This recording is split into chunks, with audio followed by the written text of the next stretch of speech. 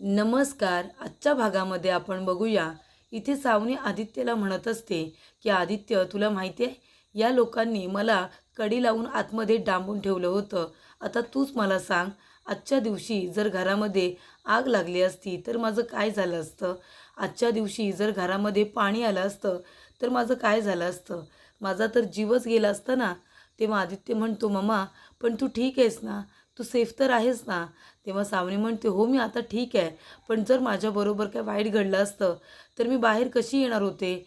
तेवढ्यातच सई तिथे येते आणि म्हणत असते की आदित्य दादा, चल ना, आपण दोघंजणं लुडो खेळूया. तेव्हा आदित्य म्हणतो, चल. तेव्हा सागर तिथे येतो आणि म्हणतो की सई, तू जा बरं, मोबाईल घेऊन ये. पण इथे तो आदित्यला थांबून घेतो. आदित्यला म्हणतो की थांब जरा, तुला गोळी घ्यायची आहे. तेव्हा आदित्य म्हणतो, पप्पा, ही कसली गोळी? तेव्हा सागर म्हणतो, तुला शाळेमध्ये चक्कर आली होती माहिती आहे ना? तेव्हा तिथे डॉक्टर आले होते. त्यांनी तुला ही गोळी घ्यायला सांगितले. चल बरं, आता ही गोळी घे. तेव्हा आदित्य म्हणतो, नाही पप्पा, मी गोळी घेणार नाही आहे. तेव्हा सागर म्हणतो, हे बघ आधी, असा हट्ट करू नकोस. तुला चक्कर आली होती ना, तेव्हा तुला ही गोळी घ्यावी लागणार आहे. तेव्हा आता सागर त्याच्या मागे मागे धावत असतो आणि आदित्य इकडे तिकडे पळत असतो. तेव्हा इथे सावनी आदित्यचा हात पकडते आणि रागाने त्याच्यावरती आता हात उगारत असते. तेव्हा इथे सागर तिला थांबवतो आणि म्हणतो, काय करतेस हे?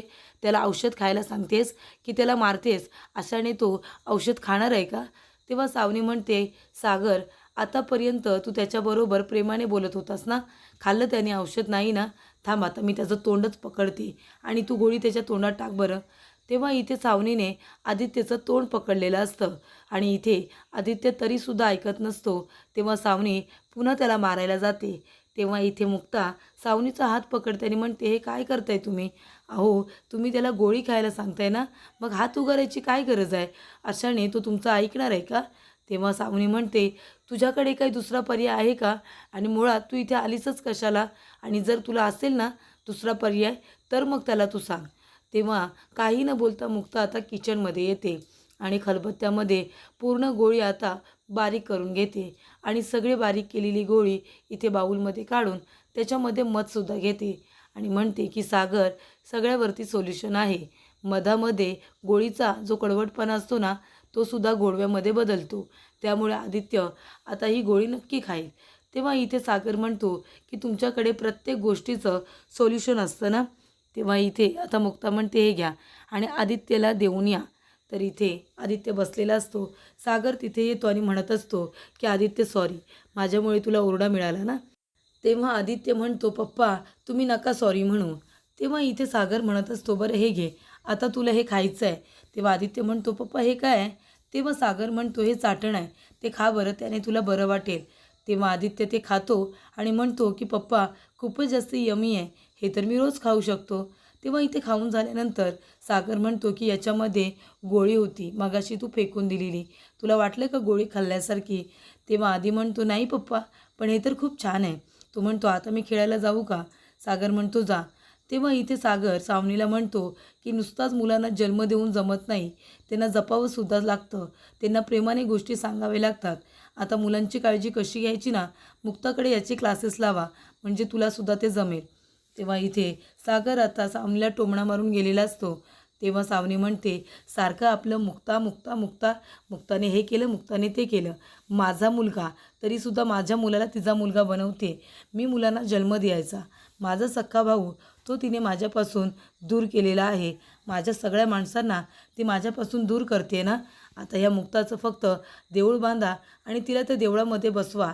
देवासारखी सगळे आपले तिच्या मागे पुढे करत असतात. मी पण बघते ना, ती मुक्ता किती दिवस या घरामध्ये राहते ते, आणि माझ्या मुलांचं सगळं करते. त्यानंतर इथे आता मुक्ता सगळी भांडी घासून घेत असते. तेवढंच तिथे इंद्रायणी त्यांनी म्हणते, ए सुनबाई, काय करतेस तू? तेव्हा मुक्ता म्हणते, मी जरा ही भांडी घासून घेते, आजच्या आपल्या मावशी आले नाही आहेत ना, तेव्हा मी थोडीशीच आहेत तर घासून टाकते.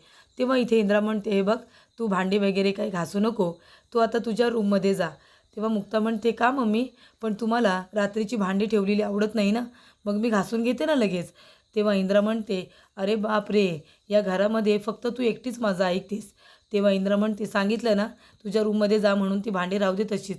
तेव्हा इथे स्वाती म्हणते, ए मुक्ता, अगं मम्मी सांगते तर ऐक ना तिचं. तेव्हा मुक्ता म्हणते, पण कशाला, मी भांडी घासते, ओटा पुसून घेते आणि लगेच जाते ना. तेव्हा इंद्रा म्हणते, काय गं, तुला प्रेमाने सांगितलेलं कळत नाही काय? तेव्हा स्वाती म्हणते, नाही मम्मी, तिलाही ना तुझी हीच भाषा आवडते. त्यानंतर स्वाती म्हणते, मुक्ता चल बरं, तू मम्मीचं डोकं अजून फिरवू नकोस, चल तुझ्या रूममध्ये. तेव्हा इथे सागर म्हणतो, काय झालं? तेव्हा स्वाती म्हणते, ए दादूस, तुझ्या बायकोकडे जरा लक्ष दे आणि तिला समजाव. मम्मी म्हणते भांडी नको घासू, तर कशाला उगाच हट्ट करते, जा बरं आता आराम कर. त्यानंतर इथे इंद्रा म्हणते, आता एवढ्या दिवस हिला मी धडा नाही शिकवला आहे, आता चांगलाच धडा शिकवते. तेव्हा इंद्रा म्हणते, ए सावने, सावने इकडे ये. सावनी येते आणि म्हणते, काय झालं सासूबाई? तेव्हा इंद्रा म्हणते, अगं काय म्हणजे काय, ती बघ ना आता भांडी किती पडलेत बेसिंगमध्ये, जा बरं ती भांडी घासून घे. तेव्हा इथे सावनी म्हणते, कोण मी? तेव्हा इथे इंद्रा म्हणते, हो तू. का? तूच म्हणतेस ना की तू या घरातला एक भाग आहेस, एक भाग आहेस. मग आम्ही जशी घरातली सगळी कामं करतो तशी तुला करायला नको का? तू काय फुक्कटमध्ये इथे राहणार का, माझं घर म्हणून? तेव्हा सावनी म्हणते, अहो तुम्ही ही कामं मला का सांगताय? ती काकूबाई मुक्ता आहे ना, तिला ही भांडी घासायची कामं सांगा. मला अशी कामं सांगा ना, म्हणजे उशांची कवरं वगैरे बदलायला सांगा, बेडशीट बदलायला सांगा, ही अशी कामं नका सांगू. तेव्हा इथे इंद्रा म्हणते, तुलाच करावी लागणार आहेत. कारण कसं आहे ना, तू जर नाही केलंस ना, तर मी आदित्यला सांगेन की तुझी मग या घरातली स्वतःला समजत नाही आणि ही अशी कामं ती करत नाही म्हणून. तेव्हा इथे इंद्रा म्हणते की आदित्य बाळा, काय हवं आहे तुला? तेव्हा आदित्य म्हणतो, मला पाण्याची बाटली भरून घ्यायची आहे. तेव्हा इथे सावनी म्हणते, जा बाळा जा, भरून घ्या तू. आणि सावनी म्हणते, आदित्यला काही सांगायची गरज नाही आहे, कळलं ना तुम्हाला? तेव्हा इंद्रा म्हणते, मग घासतेस ना भांडी की सांगू? तेव्हा इथे इंद्रा लगेचच आदित्यला आवाज देणार. तेवढं तर सावनी म्हणते, हो बरं जाते जाते. तेव्हा इंद्रा आदित्यला म्हणत असते, आधी बाळा झोप नाही येत का तुला? हे बघ शांतपणे जा आणि झोप हा, अजिबात कसला ताण घ्यायचा नाही. तेव्हा आता आदित्य गेल्यानंतर इंद्रा म्हणत असते, चला चला सुरुवात करा आणि पटापट घासून टाका सगळी भांडी. तेव्हा इथे सावनी म्हणते की माझी आता नेलपेंटसुद्धा खराब होईल. तेव्हा इथे सावनी भांडी घासायला घेत असते आणि जोरजोरात भांडी आपटत असते. तेव्हा इथे इंद्रा म्हणत असते, हळूहळू माझी भांडी दबतील सगळी. तेव्हा इथे सावनी खूपच जास्त हळू आता भांडी घासत असते, मुद्दामून जेणेकरून इंद्राला तिथे कंटाळा यायला हवा म्हणून. तेव्हा इथे इंद्रा म्हणत असते, आवर पटापट. तर इथे सागर म्हणतो, काय झालं, तुम्ही कसं शांत बसलाय? तेव्हा मुक्ता म्हणते, तुम्हीच बघा ना सागर, म्हणजे मी भांडी घासत होते तर मम्मी मला म्हणाल्या की भांडी घासू नको म्हणून. का? मी साफ भांडी घासत नाही का? त्यांना मी घासलेली भांडी आवडत नाही का सागर? तेव्हा सागर म्हणतो, मुक्ता, अहो बाकीच्या सुना सासू काम सांगते म्हणून वैतागतात, तुमची सासू तुम्हाला आराम करायला सांगते तर तुम्हाला कंटाळा येतोय. काय करायचं तुमचं? आणि हे बघा, तुम्हाला रात्री खोकळा होत होतं ना, म्हणून कदाचित तुम्हाला इथे आईने भांडी घासायला नाही सांगितले असतील. थांबा, मी तुमच्यासाठी जरा हळदीचं दूध घेऊन येतो, म्हणजे तुम्हाला बरं वाटेल. तेव्हा मुक्ता म्हणते, सगळेजण काम करा, फक्त मलाच काम करू देऊ नका.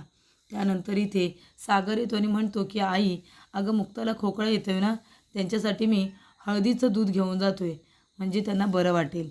तेव्हा इथे आता सावनीला ऐकून खूपच जास्त राग येत असतो. ते अजून जोरजोरात भांडी आपटायला लागते. तेव्हा सागर म्हणत असतो, आई, कुणाची तरी आज नेलपेंट खराब होणार आहे. तेव्हा इथे सावनी रागानेच इथे सागरकडे बघायला लागते. तेव्हा इंद्रा म्हणत असते, जरा हळूहळू, माझ्या भांड्यांना इथे तू काय मोडाय तोडायला आली आहेस की काय? दबतील ना माझी भांडी, जरा हळू टाक. तेव्हा इथे सागर म्हणत असतो, खूपच जास्त तापलं वातावरण तापलं आणि तो म्हणतो की आई, अगं दूध खूप तापलं आता जातो घेऊन.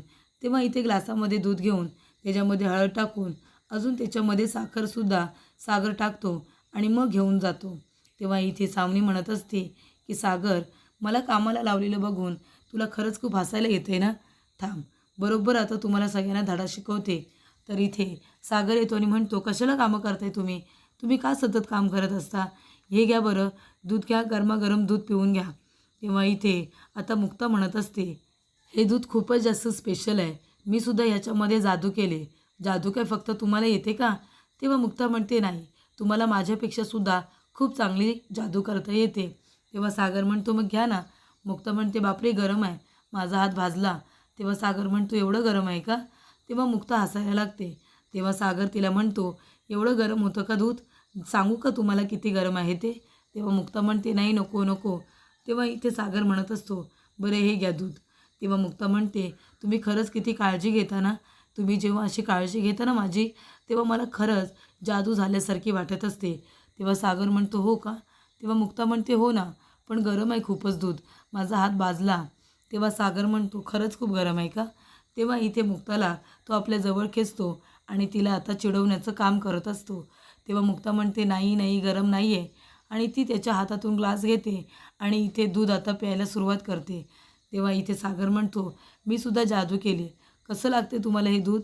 तेव्हा मुक्ता म्हणते, खूपच जास्त छान. तेव्हा इथे दोघे एकमेकांबरोबर खूपच जास्त खुश असतात. तर इथे आता मिहीर आलेला असतो. तेव्हा सागर त्याला म्हणत असतो की मिहीर, हे बघ तुला सिंगापूरला जायची संधी देतो आहे. खूपच मजा येईल तुला तिथे काम करायचं आणि नंतरला सिंगापूरसुद्धा फिरायचं. तेव्हा इथे मिहीर आता मुक्ताकडे बघायला लागतो. मुक्ता आता त्याला कॉफी देते, सागरला कॉफी देते आणि म्हणते की सागर इकडे या. आणि मुक्ता म्हणत असते, आता त्याला त्यांच्या माणसांची गरज आहे. त्याला आजूबाजूला त्याची माणसं हवीत आणि तुम्ही त्याला काही सिंगापूरला पाठवताय. अहो किती बोर होईल तो, सगळ्यांना मिस करत बसेल तिथे. तेव्हा इथे सागर म्हणत असतो, अहो इथे राहिल्या ना तर त्याच माणसांचा विचार करत राहील आणि त्याला त्रास होईल. इथे सिंगापूरला गेला ना तर तिथे काम करेल, इथे तिथे फिरेल, 4 मित्र होतील त्याचे, त्यालासुद्धा बरं वाटेल ना. तेव्हा इथे मुक्ता म्हणते, सागर असं करू नका. प्रत्येक माणूस काही तुमच्यासारखा असतो का? त्याची अवस्था तुमच्यासारखी करू नका. तेव्हा इथे सागर म्हणतो, माझ्यासारखी म्हणजे? मुक्ता म्हणते, एक माणूस काय सोडून गेला, स्वतःला तुम्ही एवढं कामामध्ये झोकून दिलं की तुमच्या माणसांपासून तुम्ही कधी दूर निघून गेलात ना कळलंसुद्धा नाही. तेव्हा इथे सागर म्हणतो, मी स्वतःला कामामध्ये झोकून दिलं ना, तेव्हा मी आता इथपर्यंत पोचलो आहे, कळतं का तुम्हाला? तेव्हा मुक्ता म्हणते, हो, आणि तुमची माणसं अजून तुमच्यापर्यंत पोचत आहेत. मी जर तुमच्या आयुष्यात आले नसते ना तर तुम्ही असेच राहिला असतात, कडू कारलं, कळते का तुम्हाला? आणि तसं तुम्हाला आता मिहीरचं करायचं आहे. तेव्हा सागर म्हणतो, हे बघ मिहीर, इथे थांबू नकोस, चांगली संधी आहे, तू जा सिंगापूरला आणि या सगळ्यातून बाहेर पड. मुक्ता म्हणते, असं अजिबात नाही होणार. हे बघा, तो कुठेही जाणार नाही आहे. काम करून झाल्यानंतर त्याला त्यांच्या माणसाची गरज पडेल, तेव्हा त्याच्या आजूबाजूला आपण नको का? तिथे तो एकटा पडेल, नाही कुणाशी बोलला तर. तेव्हा सागर म्हणतो, असं का करेल तो? अहो मी जेव्हा या सगळ्यातून बाहेर पडायचं होतं ना तेव्हा मी निघून गेलो सगळ्यांपासून दूर, तेव्हाच मी या सगळ्यातून बाहेर पडलो ना. मुक्ता म्हणते, नाही नाही, तसं तुम्हाला वाटते. अहो तुम्हाला या सगळ्यातून बाहेर पडताना काय करावं लागलं होतं माहिती आहे ना? कामाच्या नादामध्ये तुम्ही स्वतःच्या माणसांपासून दूर तर गेलाच होतात, पण तुम्ही खडूस होऊन आला होता, माणसांचा रागराग करत होता. मिहीरचं तसं काय व्हायला नको, त्याच्यामुळे तुम्ही थांबा. मिहीर कुठेही जाणार नाही आहे. सागर म्हणतो की मिहीर जाणार. मुक्ता म्हणते की मिहीर कुठेही जाणार नाही आहे. तेव्हा इथे मुक्ता म्हणते, मी माझ्या भावाला राखी बांधली, मिहीर आता कुठेही जाणार नाही आहे, तू तुझ्या बहिणीचं ऐक. तेव्हा सागर म्हणतो, हे बघ मिहीर, तुला जावं लागेल, तिथे गेल्यानंतर तुला चांगलीच संधी मिळणार आहे. तेव्हा हे सगळं सावनी ऐकत असते. तेव्हा सावनी तिथे येते आणि म्हणते, एक मिनिट जरा थांबा. आणि सावनी म्हणते, मुक्ता, तुला एक गोष्ट मी सांगते, मिहीर आहे ना, तुझ्या आधीपासून आहे ना, तो सागरला आपला भाव मानतो. तेव्हा मिहीर तुझ्या आधी सागरचा भाव आहे, ही गोष्ट तू लक्षात ठेव. आणि सागर तुझ्याही आधी आहे ना, मिहीर माझा भाऊ आहे आणि तो त्याच्या सख्ख्या बहिणीचं पहिलं ऐकणार. तुमच्या दोघांपेक्षा माझं नातं त्याच्याबरोबर सख्खं आहे. तेव्हा इथे सावनी म्हणते, आणि मला असं वाटतं मिहीर, आता तू तुझा खूप वेळ वाया घालवलेला आहेस आणि तुला ही चांगली संधी मिळाली सिंगापूरला जायची, तेव्हा तू सिंगापूरला जा. मुक्ता, तू का त्याला अडवतेस? मिहीर, मला असं वाटतं की तू आता या सगळ्यातून बाहेर पडायला हवं. ऑलरेडी तू खूप वेळ वाया घालवला आहेस. आता तू सिंगापूरला जा आणि स्वतःला सिद्ध कर. मला असं वाटतं आहे तू सागरचं ऐकायला हवं आणि ही संधी तू घ्यायला हवी आहेस. तेव्हा इथे मिहीर आता मुक्ताकडे बघायला लागतो. तर पुढील भागामध्ये आपण बघूया, इथे आता एक छान असं बुके आलेलं असतं आणि त्याच्यामध्ये एक कार्डसुद्धा असतं. त्याच्यामध्ये सागर आणि सावनीला ॲनिव्हर्सरीच्या शुभेच्छा दिलेल्या असतात. तेव्हा इथे सई ते सगळं वाचते. सावनी आणि सागरचं नाव आल्यानंतर सगळेजण एकमेकांच्या तोंडाकडे बघायला लागतात. सागरला तर खूप मोठा धक्का बसतो. तेव्हा इथे आदित्यला हे सगळं ऐकून आनंद होतो. आदित्य म्हणतो, मम्मा पप्पाची ॲनिव्हर्सरी, आजी आपण सेलिब्रेट करूया का?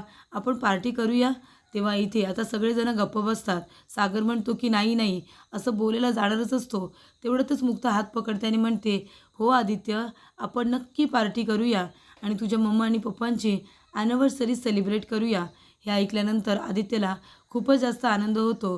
तरी ते सावनीला आता आश्चर्य वाटलेलं असतं. तर आता हे ग्रीटिंग कार्ड कुणी पाठवले याचा आता सागर विचार करत बसलेला असतो.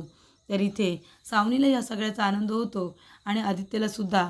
पण मात्र इथे मुक्ता, सागर आणि सईला आणि घरातल्या बाकीच्या लोकांना खूपच जास्त राग आलेला असतो.